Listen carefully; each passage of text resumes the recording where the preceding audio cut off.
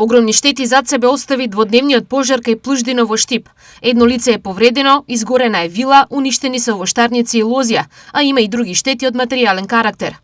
Еколошките последици по природата ќе се чувствуваат повеќе години, а равнотежата на животинскиот свет е исто така нарушена. Пожарот во Плуждино повторно упати порака дека на вакви непогоди треба сериозно да се планира и дека тие се присутни секоја година во обем поголем од колку што досега се мислеше. Плуждино беше прв тест за доброволното противпожарно друштво Штип, чии членови реагираа неверојатно брзо и имаат огромен удел во гасењето на пожарот.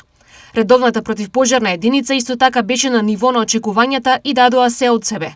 Сепак мораше да реагираат и Дирекцијата за заштита и спасување и Центарот за управување со кризи. Но благодарение на одличниот менаџмент на градоначалникот на Штип во текот на вчерашниот и денешниот ден, пожарот со оглед на неговата динамика, јачина беше релативно брзо изгаснат.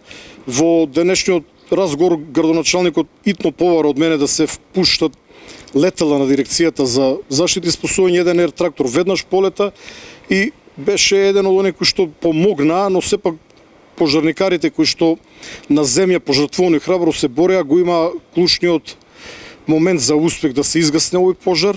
Благодарение на брзата интервенција, брзата координација, делувањето на Дирекција за заштита и спасување од воздух, успеавме да го локализираме и да го ставиме под контрола пожарот за да не представува понатамошна опасност. На повредениот му посакувам брзо заздравување и посакувам ова да не се повторува, затоа што навистина во едни вакви жешки денови тешко се справуваме со овој предизвик. Територијалната противпожарна единица и сите доброволци заслужуваат секаква почит и поздрав. Граѓанската одговорност ја потенцираше и директорот на Дирекцијата за заштита и спасување Стојан Ангелов. Апел до граѓаните да бидат многу внимателни, еден апел кој што минатата година можеби од дел граѓаните не беше сватен најсериозно.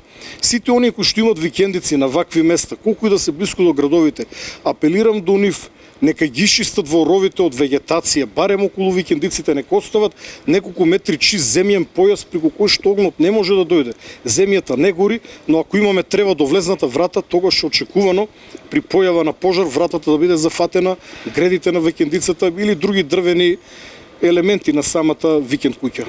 Она што во случајот загрижува е сведочењето дека вториот плуждински пожар е подметнат.